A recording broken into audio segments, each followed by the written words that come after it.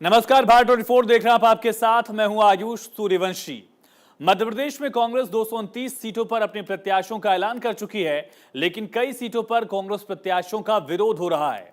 एक तरफ अखिलेश यादव नाराज हो गए, दूसरी तरफ टिकटों की लड़ाई अब सड़क पर आ चुकी है। पवई, सिवाड़ा, बुरहानपुर, महू जैसी कई सीटों पर कांग्रेसियों का गुस्सा दिख रहा है, जबकि बीजेपी से लेकर कांग्रेस पर तंज कस रही है।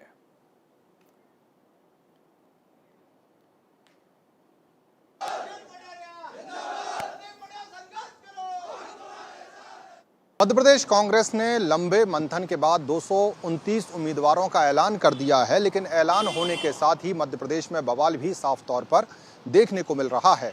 एक तरफ तो कार्यकर्ता जो हैं अपने चहेते का टिकट कटने से नाराज हैं और इसका असर ये हो रहा है, चाहे प्रदेश कांग्रेस कार्यालय हो या बड़े नेताओं का घर कमलनाथ या दिग्विजय सिंह का घर हो, यहाँ पर कार्यकर्ता पहुंचकर जमकर नारेबाजी कर रहे हैं और अपने चहेते नेता का टिकट फिर से कराने की कोशिश कर रहे हैं। वहीं दूसरा, अगर बड़े परिप्रेक्ष्य में देखें तो मध्य प्रदेश की राजनीति या मध्य प्रदेश के विधानसभा चुनाव ने इंडी अलायंस को भी बड़ा धक्का दिया है। जिस तरह से समाजवादी पार्टी और आम आदमी पार्टी मध्य प्रदेश में कांग्रेस से सीट अंडरस्टैंडिंग की कोशिश कर रहे थे, उसमें झटका लगा है, क्योंकि कांग्रेस पार्टी ने किसी भी गठक के लिए कोई सीट नहीं छोड़ी, बल्कि जिस तरह से अखिलेश यादव ने नाराजगी जाहिर की और उन्होंने कहा कि मध्य प्रदेश में उनके साथ ठीक व्यवहार नहीं हुआ, बातचीत में उलझाए रखा गया, लेकिन एक भी कैंडिडेट को टिकट उनके कहने पर नहीं दिया गया। हर तरफ टिकट के तलबगार बहुत हैं और हर आदमी खुद को जीतता और एक तरह से विजयी प्रत्याशी घोषित करता बताता है या जताता है। तो अब इस उम्मीद को कैसे पूरा करेंगे दोनों दल, ये देखना बड़ा दिलचस्प होगा। कैमरा पर्सन आशु के साथ अखिलेश सोलंकी, भारत 24 भोपाल। इनने गरीबों को मकान नहीं दिए, 900 से ज्यादा वादे करके 9 भी पूरे नहीं किए और अब फिर वादा करने आ गए। इनके झूठ पत्र पर अब कोई विश्वास नहीं करने वाला।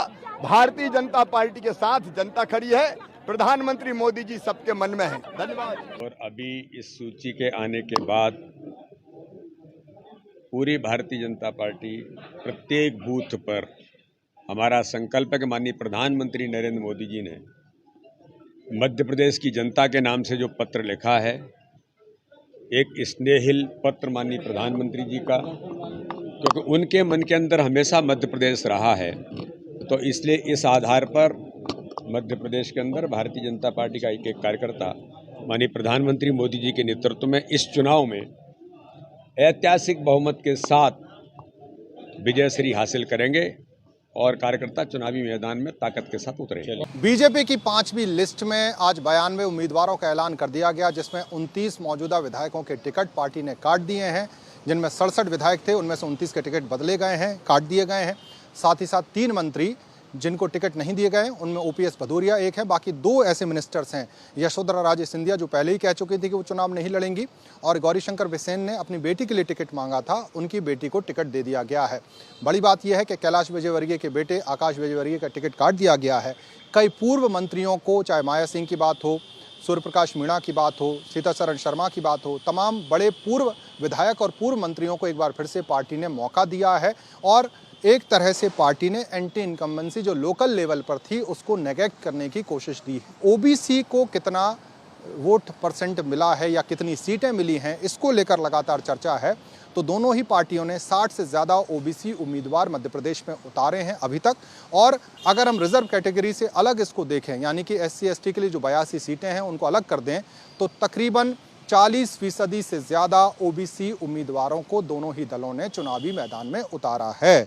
अब देखना बड़ा दिलचस्प होगा कि जब चुनावी मुकाबले में नॉमिनेशन के बाद विड्रॉल हो जाएंगे फॉर्म के और जो कैंडिडेट बचेंगे चुनावी समर में, किसका पलड़ा भारी होता है। फिलहाल लिस्ट को देखने के बाद ये कह सकते हैं कि जिस तरह से पिछले 4 महीने से हवा चल रही है कि चुनाव बहुत कांटे का है, कुछ वैसा ही लिस्ट देखने के बाद नजर आता है। कैमरा पर्सन आशु के साथ अखिलेश सोलंकी, भारत 24